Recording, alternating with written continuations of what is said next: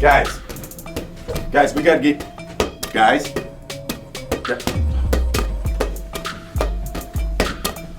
Teacher said stop. Stop, turn, go, sit. Good morning, Topeka High School. I'm Jeff Moore. And I'm Lauren Murray, and this is your THS Morning Report.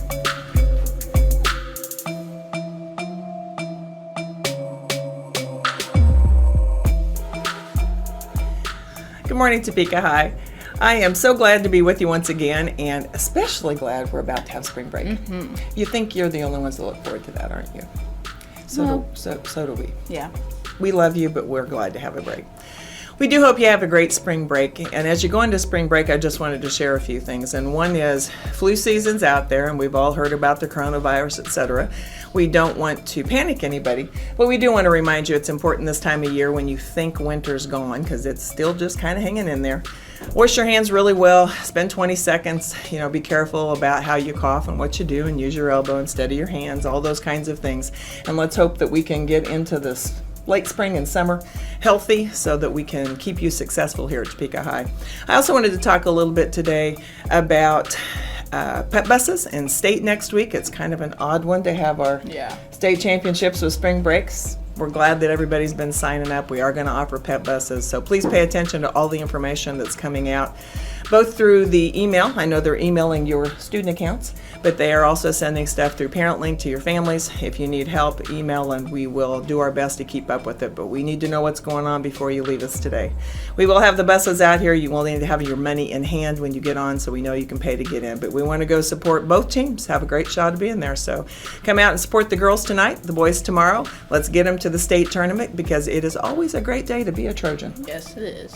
Last but not least, I want to have a little celebration today. First, I want to say thank you to Coach Alexander.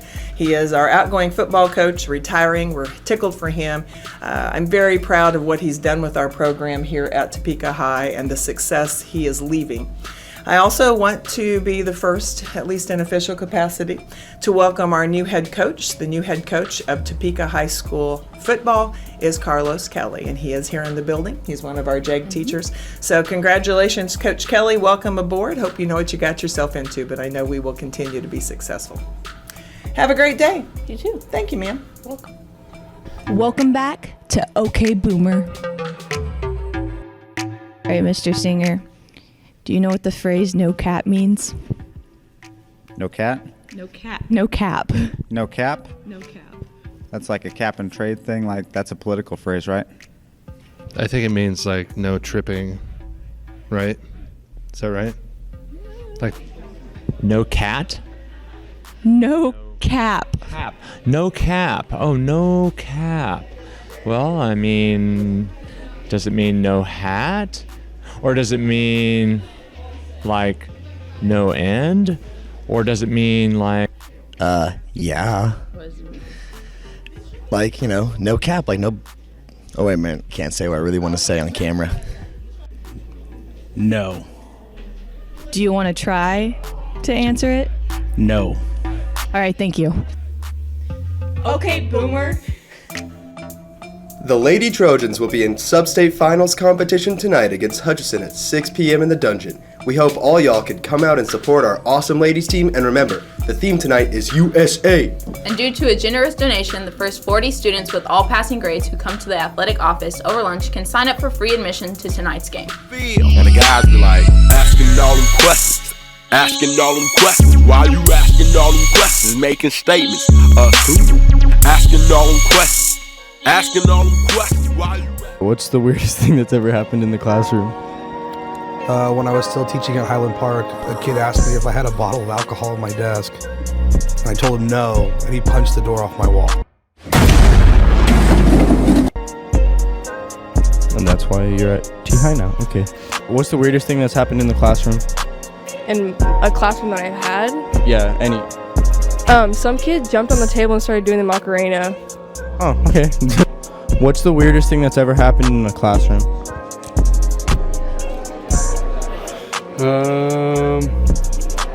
Probably actually students doing their work. What's the weirdest thing that's ever happened in a classroom? This guy shit his pants. So somebody sneezed and they farted and they turned around and scared themselves. That was so. What's your name, first of all? I'm Kyler. All right, nice to meet you. What's the weirdest thing that's ever happened in the classroom? This one time in elementary school, this kid brought in a chicken nugget and he started ripping it up and he made a little man and he started playing with it. What's the weirdest thing that's ever happened in the classroom? Huh? What's the weirdest thing you've seen happen in the classroom? Handing out schoolwork. What's the weirdest thing that's happened in the classroom? Any grade level. Could be elementary, middle school. Two people like literally making out, you know. I mean, that's not much has happened, but What's the weirdest thing you've ever seen happen in a classroom? Oh boy, weirdest thing I've ever seen happen in a classroom.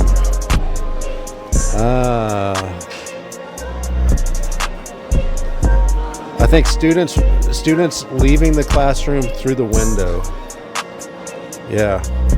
Like on like the second story or just like the first story? On the first floor. I was gonna say. That's pretty weird. Yeah. All right. But what's the weirdest thing that's ever happened in the classroom? I caught somebody watching. For real? Yeah. What's the weirdest thing that's happened in the classroom? I don't know. Like, I guess this one kid started like took off his shirt or something like that. That was pretty weird. Why are you having an interview? What's the weirdest thing that's happened in class? Probably just Will Heavner every day. His antics are pretty strange. I agree with that. Devin, what's the weirdest thing? We were doing, it was a speech this year actually, and we're supposed to be doing spoken journal, and then two people in the back just started making out. It was crazy. I was like, why are you doing this? Remember I had to get the campus police down here, and it was a whole thing. I can't believe no one's heard about it, but yeah, true story. What's the weirdest thing that's ever happened in class? Somebody throwing a tree out my window. Out your window? Yeah. Oh, okay, nice.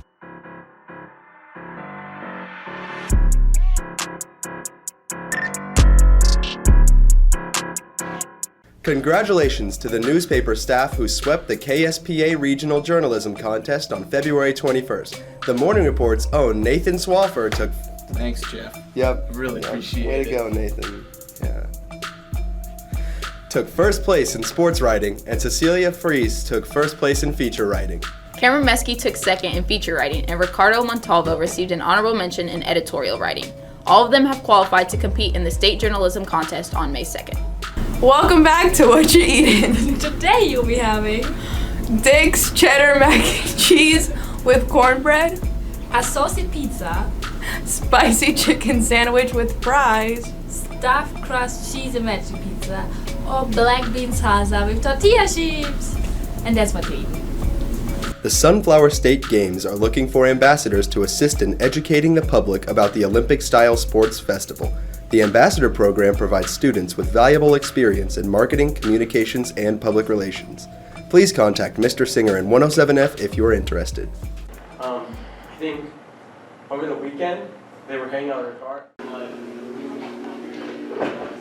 I'm so excited for spring break camp. It's gonna be so much fun.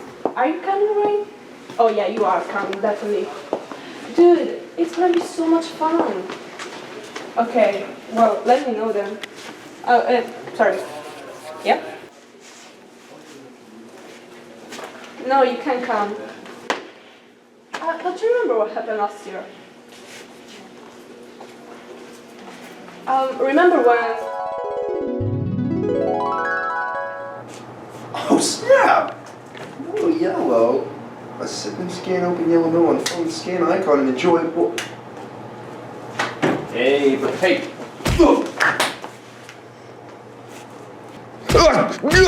Please no! I'll give you back to Melody. Remember now? Well, you can come, I'm sorry. Well, fine, you can.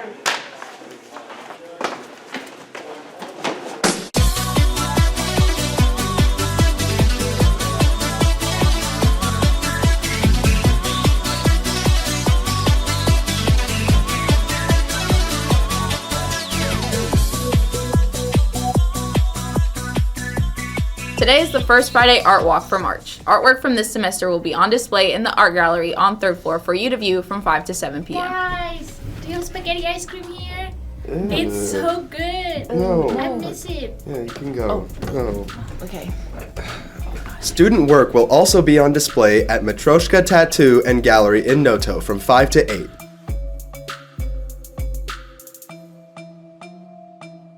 Oh, yeah, you're retiring this year. How do you feel about that?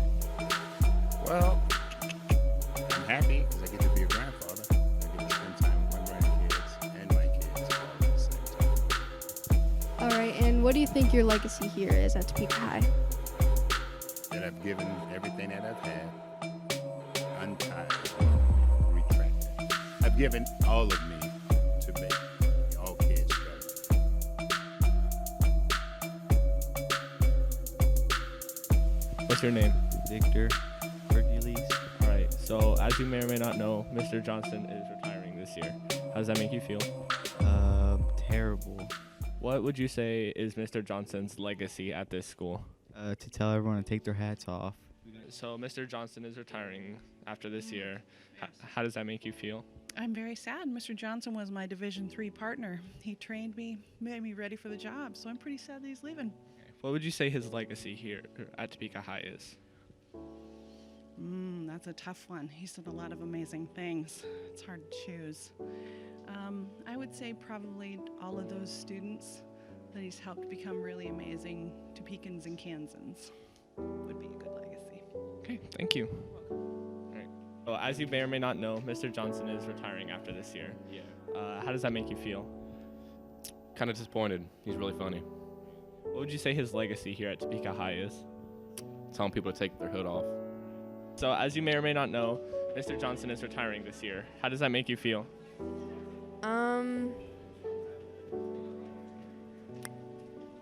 I don't really know him like that, but pop off, I guess. Have fun, sir. What would you say his legacy here at Topeka High is? I think that he has affected a lot of people, and I think that he's made some good changes and bad changes, but yeah. So, as you may know, Mr. Johnson is retiring after this year. And how does that make you feel? Oh, that's upsetting. That's the homie. He always dressed nice, so that's the homie. That's sad. What would you say his legacy here at Topeka High is? Telling people to take their hats off. All right, you may know Mr. Johnson is retiring after this year. How does that make you feel? I've gotten to work with Mr. Johnson a lot over the 12 years that I've been here. And I used to ask him how many haircuts he would have until he was retiring, because that's how he used to count.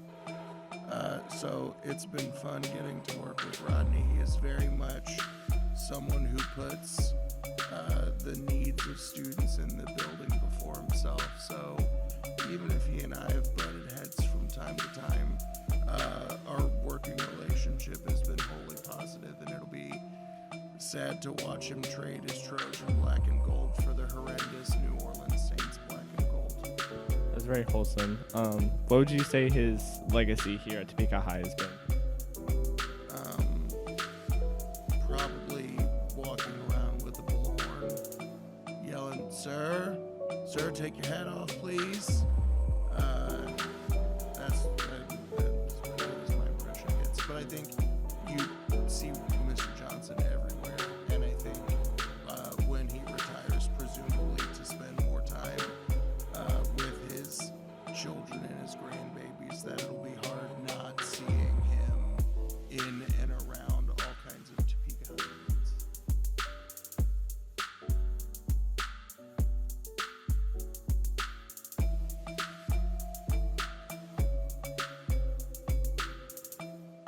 A representative from Wichita State University will be here in the morning on Thursday, March 19th at 8:30 a.m. and Washburn University will have a rep here that same day in the afternoon at 2:30 p.m.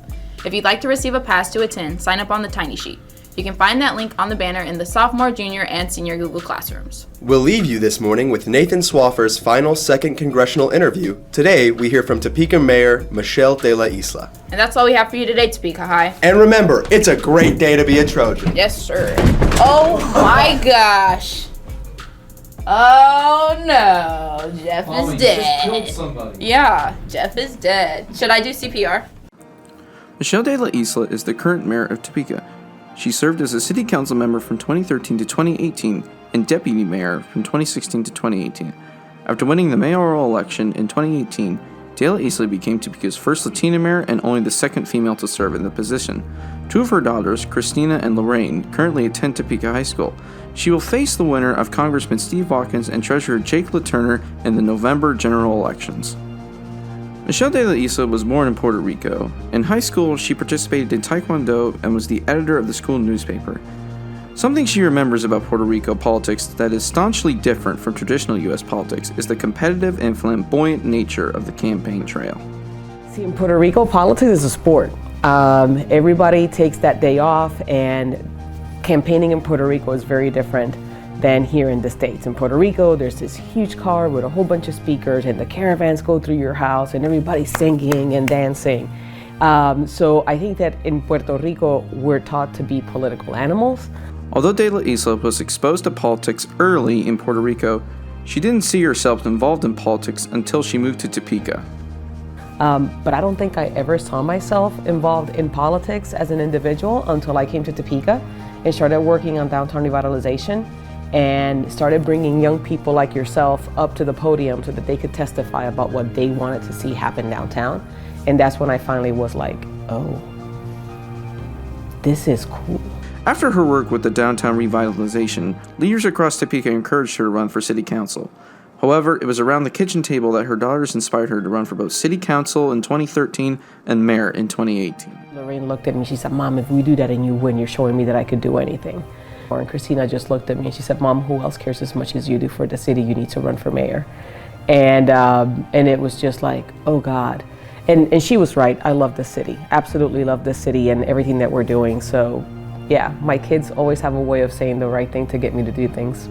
When de la Isla considered running for Kansas's 2nd congressional district, she didn't want people to focus on her issues, but rather ask the people what their issues were. Since I said that I was interested in running, I started calling and sending letters throughout the district to figure out what people were concerned about. And the first thing that I asked people is, what are the 3 main issues that you're concerned about? And I've heard over and over and over, health insurance, medication costs, and people are talking to me about the job situation. So my issues are not my issues. The issues that I'm running on are the 3 main issues that I'm hearing our constituents tell me about. And those are healthcare, they are jobs, and their infrastructure. As mayor of Topeka, she believes her tenure and accomplishments as a city council member, deputy mayor, and mayor of Topeka, spanning from 2013 to present day, are evidence enough that she is a bipartisan candidate who will get things done. And although she knows she's different from many people in the district, she believes that people can look past that and look at the issues in front of them. Let's be real of the fact that I don't look like the whole district, and it's okay. But I am a Kansan. I've chosen to be a Kansan, and I love Kansas. I could be anywhere else. I think that the other issue is the whole thing that I'm registered as a Democrat. And I think that one of the challenges that I'm going to have is I'm going to have to demonstrate that the same values and the same work ethic that I've had here in Topeka that hasn't been divisive over whether I'm a Democrat or somebody is a Republican. I see people, period. There is no person that is in a hospital that's concerned about their party when they're in a bed, when they're sick. There is not a person that is unemployed that's thinking, man, I'm unemployed because I'm a Republican or I'm a Democrat. De la Isla's message to first-time voters and young adults is simple. Your vote is as powerful and even more powerful than the vote of the people that have been voting, because you guys are going to be voting for generations to come. You all need to come out. You matter. We need you. I can't do this without you. You all need to come out. You all need to support. You all need to get engaged in Twitter, in Facebook, in Insta, whatever way you need to make sure that you can communicate and share the messages that we're trying to share that matter to you. You need to be outspoken and tell me what you want to see advocated for in Washington, because your voice will matter to me. So y'all need to get activated.